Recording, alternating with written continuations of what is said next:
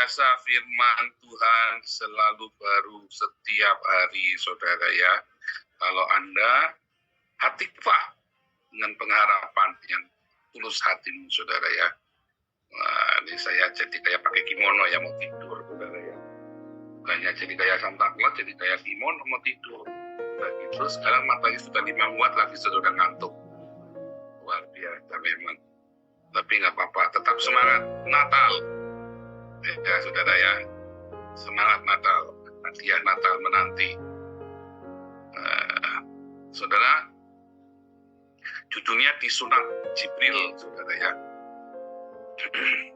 Kalau Anda tanya, Muhammad sunat nggak? Oh, disunat sama Jibril, saudara. Ya, karena di dalam hadits tidak seorang pun pernah melihat itunya burungnya Muhammad, saudara ya. Nggak pernah, karena selalu ditutup. Jadi nyunatnya gimana? Ya disunat sama Jibril. Ya, maksa pokoknya kudu disunat tanpa mengerti makna dari sunat. Ya, tanpa mengerti makna dari sunat, saudara ya.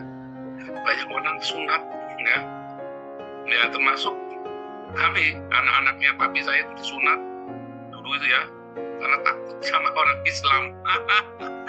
bukan karena percaya sama Islam sama Muhammad, tapi karena takut. Dan kalau ada apa-apa gegeran lagi, gorok-gorokan, sembelihan, dibuka celananya, ya kan, burungnya udah botak.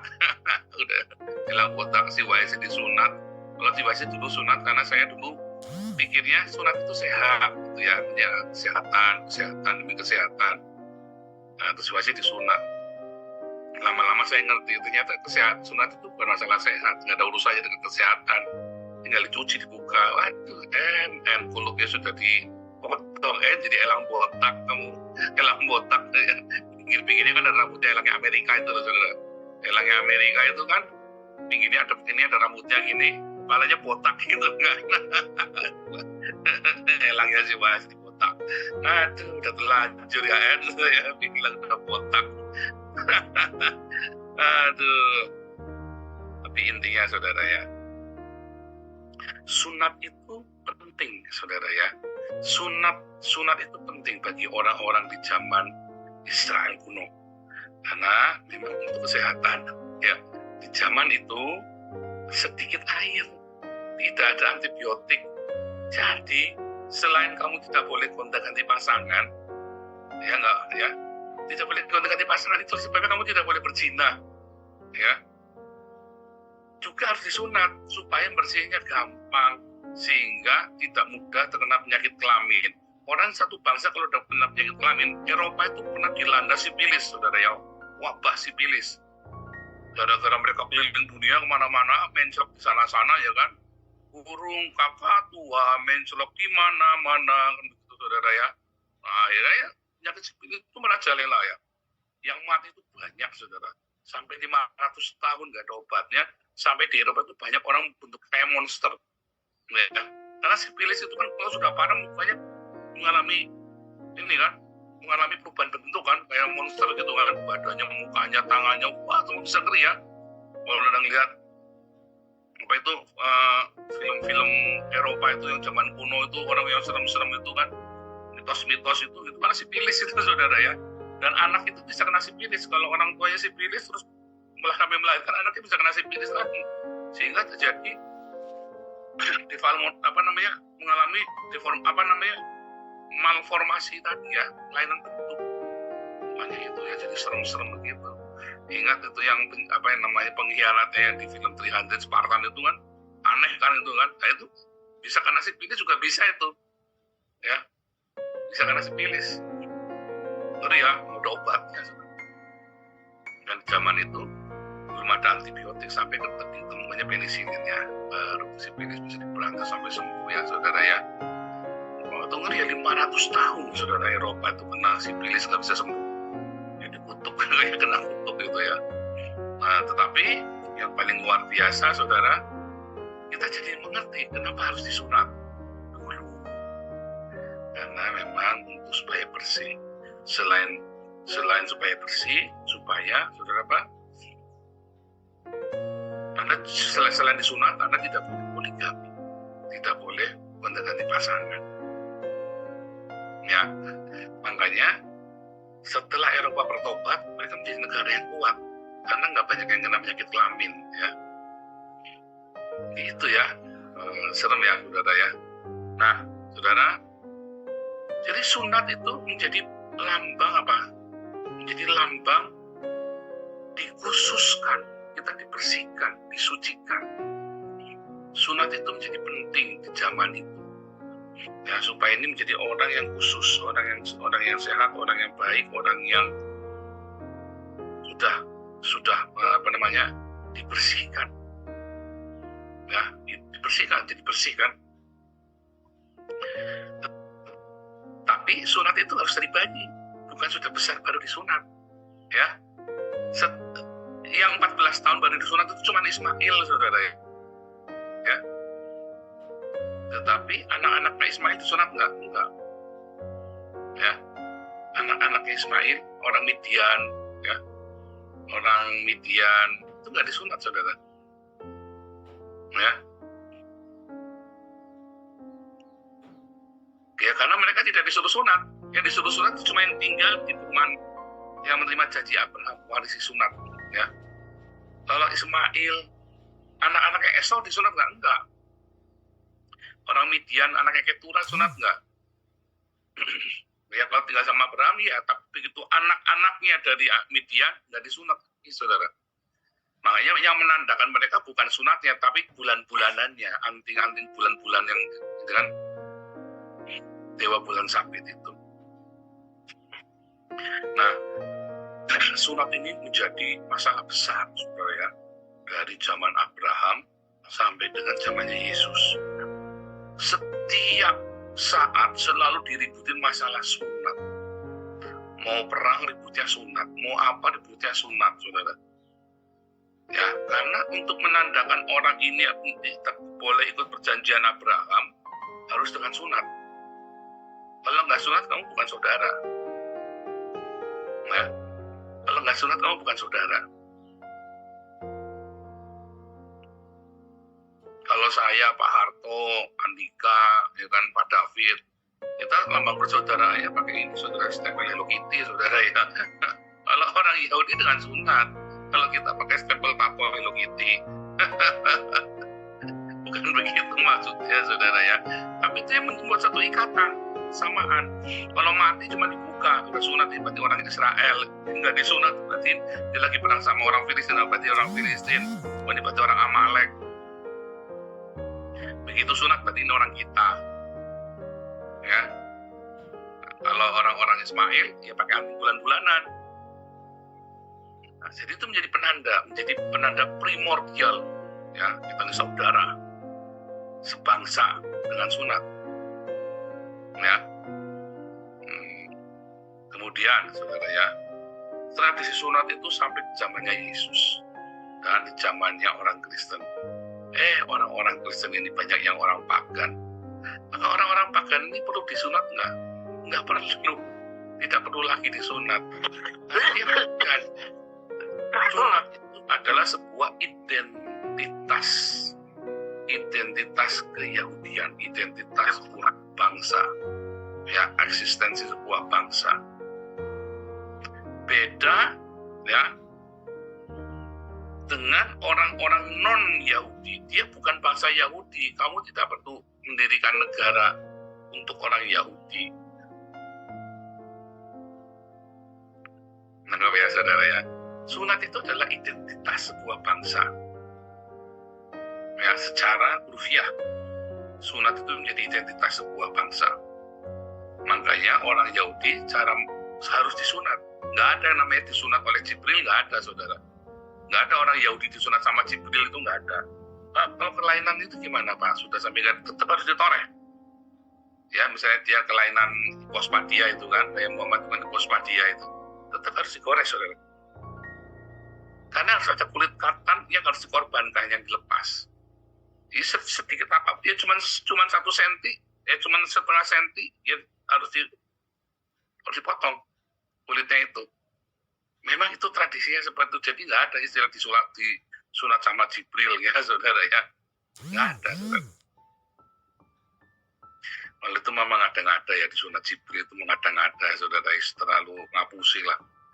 Hari kemarin ada yang ngaku-ngaku di sunat Jibril, siapa yang ngaku sunat Jibril nih? Wah, memang ngada-ngada ya, saudara ya.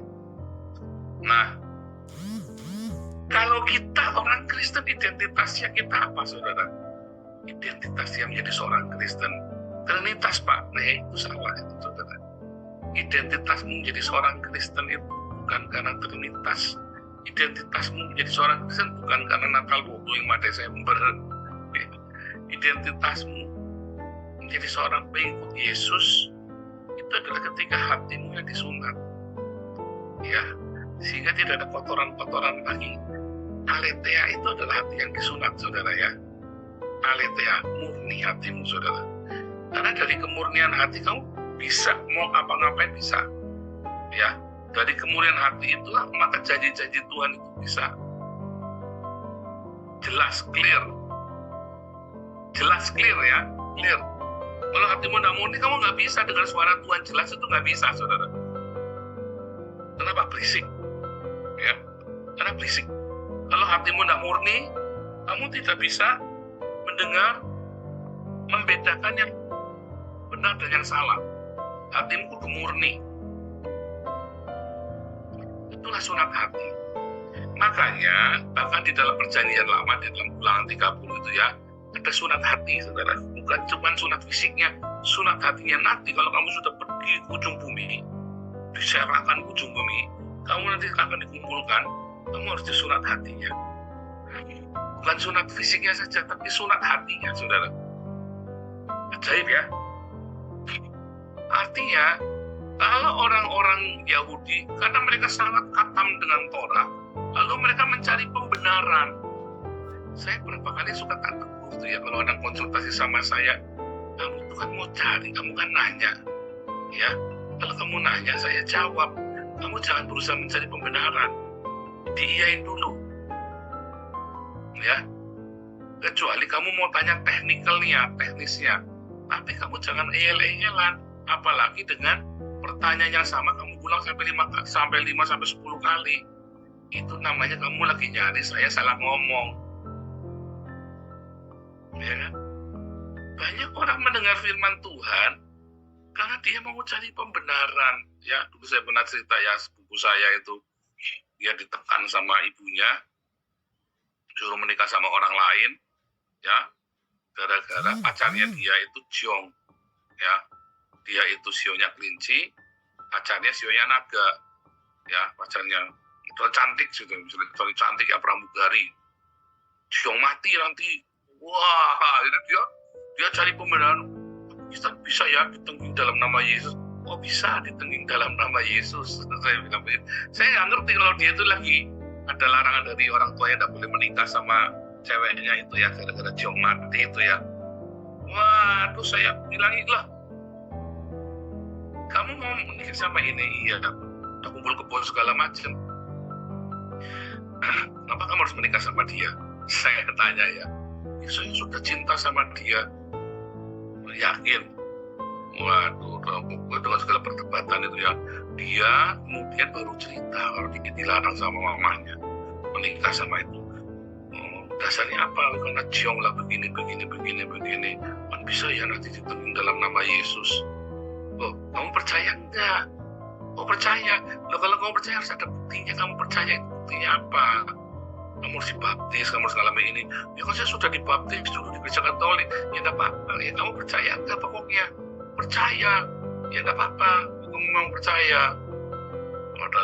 Tapi intinya dia mau cari pembenaran supaya dia boleh menikah sama gadisnya ini. Bukan mau mencari kehidupan. Mulai ya tiap hari dia datang, saya ketemu ngobrol, lama-lama saya ngerti nih, ya bro, kamu itu sedang mencari pembenaran, hati-hati kamu nanti. Ya sampai sekarang nggak tobat, saudara, udah saya mau cari pembenaran, toh sampai sekarang ya itu sudah 25 tahun yang lalu cerita itu ya, bukan masuk umuran Wesley lah itu ya, 3 tahun yang lalu. Sudah 23 tahun yang lalu cerita itu, saudara ya, seumuran Wesley itu pokoknya. Sampai sekarang dia belum bertobat dan dia menikah sama orang lain ya saudara ya. Karena dia mencari pembenaran. Nah, firman Tuhan ketika kamu dengar itu kebenaran firman Tuhan, kamu bisa nggak ngerti saudara. Nggak mengerti ya sama sekali kebenaran firman Tuhan. Walaupun sudah di depan mata, sudah diajarin tiap pagi, dan hati kamu kotor. Ya, makanya harus disunat hatinya itu. Ya, supaya dibersihkan hatimu itu, keluarkan kotoran-kotoran itu, saudara. Hatimu kudu lurus, kudu benar. Ya, kalau hatimu tidak lurus, tidak benar, ya, maka kotoran itu kan tetap tinggal dan harus ada tandanya bahwa kamu sudah disunat. Sebagai kamu adalah tanda milik secara rohani, milik dari Tuhan secara rohani. Harus disunat. Disunat sama Jibril, Pak, nggak ada. Kamu disunat hatimu. Ada tanda, yaitu apa saudara? Hati itu pernah disembelih. Sakit ketika Anda mempersembahkan korban. Ya kan? Hati yang remuk itu kan tidak mau pandang hina, katanya kan. Mazmur 51, ayat 12-14. Korban bakaran yang harum baunya adalah hati kita, saudara, yang disembelih. Sunat itu sakit hatimu ketika kamu merelakan rugi, ketika kamu merelakan, kamu harus mengampuni, ketika kamu harus membiarkan ikhlas, ya kan? Itu sakit, sedih. Tapi kamu tahu, karena kamu punya tujuan. Nanti lama-lama hatimu murni dengan sendirinya. Karena kemurnian hati itu gak bisa munafik. Banyak orang, hatiku tetap murni. Kita menjaga hati, gak berusaha menjaga hati kita dengan kemurnian. Tetapi hanya dengan hati yang ikhlas itu kamu bisa tetap murni. Kalau kamu ikhlas hatimu, rela. A willing spirit, katanya Daud ya, Mazmur 51 ya. Feeling hati yang rela, hati yang oke mau Tuhan. Untuk dibentuk hati yang mau belajar, hati yang mau untuk mengalah, hati yang mau ikhlas. Itu saudara ya. Masalahnya kita suka nggak ikhlas, nggak bisa. Itu sunat hati itu adalah hati yang ikhlas. Pertobatan itu ya, sunat hati itu pertobatan adalah hati yang ikhlas. Bahkan ketika kita masuk dalam lembah pencobaan, menuai apa yang kita tabur, hal yang buruk, kita harus dengan ikhlas, jangan ngelawan. Jadi kalau Anda sekarang lagi dalam masa-masa pencobaan karena buah dari hawa nafsumu yang salah, ikhlas, jangan dilawan lagi, jangan dilawan lagi. Nahan diri saudara, ikhlas. Ya udahlah, kalau memang Tuhan mau hancurkan saya, itu saya belajar itu dan saya sharing sama Anda, itu saya ngalami Tuhan. Jadi saya waktu itu sudah pasrah saudara ya, sudah salah semua Tuhan. Kalau memang harus hancur-hancur lah Tuhan, kalau hancur-hancur lah apapun Tuhan yang terjadi, enggak apa-apa Tuhan. Yang penting aku sama Tuhan. Sikap hatinya benar saudara, ikhlas, gak bisa-bisa remuk saudara ya. Nah dari situlah kemudian Tuhan murnikan hati saya. Ya, aletheia mulai. Kalau sudah aletheia, sudah murni begitu, wah enak saudara. Kamu bisa membedakan ini suara Tuhan apa suara hatimu sendiri, suara keinginanmu sendiri. Karena hatinya polos. Berbahagialah orang yang suci hatinya, karena dia akan melihat Tuhan. Hati yang suci itu hati yang sudah disunat, bukan titiknya yang disunat. Makanya dalam Galatia 5 dikatakan, kalau kamu disunat maka sia-sialah pengorbanan Kristus bagimu. Karena kamu mengejar ritualnya. Akhirnya kamu kan terjebak dalam ritual. Itu ceritanya ritual sunat itu saudara ya. Mengejar ritual, tanda-tanda lahiriah. Jangan. Kamu kejarlah tanda yang rohani itu. Hakikat dari kebenarannya. Kalau Anda mengejarnya, ritualnya, ya tidak ketemu. Makanya sia-sia pengorbanan Kristus bagimu ketika kamu disunat secara ritual fisik. Ketika kamu ibadahnya dengan ritual, maksudnya begitu. Tetapi idammu padamu adalah di rohmu, di jiwamu. Hati yang benar, sedekah yang benar, sikap hati yang benar, yang membuahkan Yang tadi Galatia 5 ayat 23, buah roh. Kasih sukacita, damai sejahtera, kebaikan, kemurahan, kesabaran, kelemah lembutan, penguasaan diri. Ada buah roh. Karena hatimu murni. Jadi kalau kita dalam pencobaan, bilang sama Tuhan, Tuhan apapun terjadi Tuhan, yang penting jangan lepaskan aku dari kasih. Cobanya selesai sendiri. Kalau kamu ngotot, wah begini aku harus gini, emosi ya. Masa saya kalah? Gak mau saya kamu kalah. Akhirnya kamu kalah, gak lepas-lepas. Masa saya dikentutin, masa saya dihina, saya gak terima. Saya gak mau begini, saya gak mau begitu. Gak mau ngalah, saudara. Hatimu tuh pokoknya kudu menang-menangan. Saya ketemu ya banyak orang Kristen yang saya libas ini orang ini ya, saya libas. Orang Kristen kok senang libas orang lain, senang yang libas orang lain. Itu kamu belum ikhlas tuh. Oh, ini masalah prinsip harga diri. Kamu berarti belum ikhlas, berarti hatimu belum bersih. Orang-orang seperti ini merasa dirinya sudah paling bersih, paling benar, paling jujur, tapi saya jamin hatinya gak suci, saudara. Saya jamin itu. Orang-orang yang masih saya libas, ada masih punya pahit, itu kepahitan hatimu itu racun. Makanya gak murni. Makanya harus ikhlas ya, ikhlas. Tahu gak sih kata ikhlas? Rela. Tahu gak sih rela? Berarti kamu rela rugi. Ya, rela kamu dirugikan. Ya sudah, kalau harus terjadi Tuhan. Bukan berarti kamu dipukulin diam aja, bukan. Tapi kalau sudah terjadi ya sudah diikhlaskan, gitu loh. Kalau belum terjadi ya dicegah. Kalau sudah terjadi, udah terlanjur, jangan dibales. Begitu maksudnya. Ya udah ikhlaskan. Udah. Tapi kalau belum terjadi ya dicegah. Ya kan? Jangan orang mau nipu kamu terang-terangan, ya mana udah mau nipu, ya udah laku. Jangan udah memperkosa kamu, perkosalah aku, lala bebe.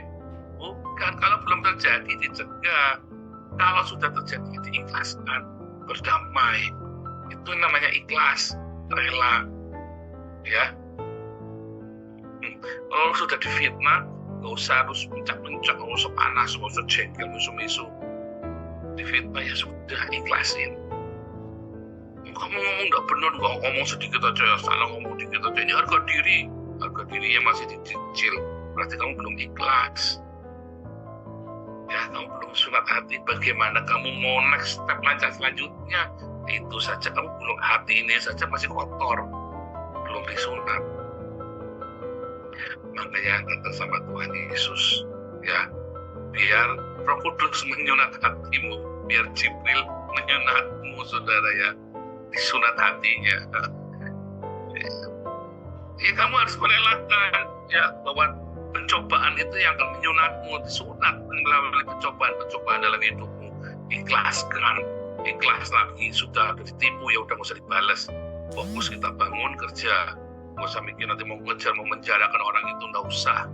Kalau kamu difitnah, nggak usah mikir mau balas, nggak usah mikir mau jawab. Kalau kamu lagi dimusuhin, nggak usah mikir grogi, aku musuhnya banyak, gimana nih caranya? Terus kamu berusaha angkat-angkat telur supaya disukai orang banyak. Ya sudah, kamu introspeksi, mungkin ada salah dengan kamu, tapi nggak usah grogi. Kalau kamu difitnah ya sudah, kalau kamu diperlakukan dengan tidak baik, nggak usah tersinggung. Ya kamu ada orang ngomong nggak pas sama kamu, dilibas, nggak perlu. Itu berarti hatimu belum beres. Ya saudara, itulah ikhlas. Itulah Mazmur 51, hati yang rela. Dan hati yang rela ini adalah hati yang suci, yang disunat. Sehingga kamu akan melihat Tuhan dengan hati yang rela. Karena bersih, clear saudara. Mana yang suara Tuhan, mana yang suara hawa nafsumu sendiri. Itu diawali dengan hati yang suci, hati yang rela. Berbagailah orang yang suci hatinya, karena dia akan melihat Allah. Ya, harus rela. Ya, saudara ya, itulah sunat yang benar. Ya, bukan sunat titipnya. Kalau sunat titip, balik lagi adalah identitas, kultur atau bangsa. Ya. Tetapi sunat hati adalah identitas kamu, adalah warga kerajaan surga. identitasnya adalah sunat. Ya, sunat hatimu. Ya, saudara ya, bukan sunat fisiknya, tapi hatimu sunat. Sehingga kamu adalah, itulah identitas bahwa kamu ini orang Yahudi rohani, orang Israel. Ya, orang Israel rohani, bahwa kamu adalah pengikut Yesus ketika kamu disunat hatimu. Ya, Tuhan Yesus.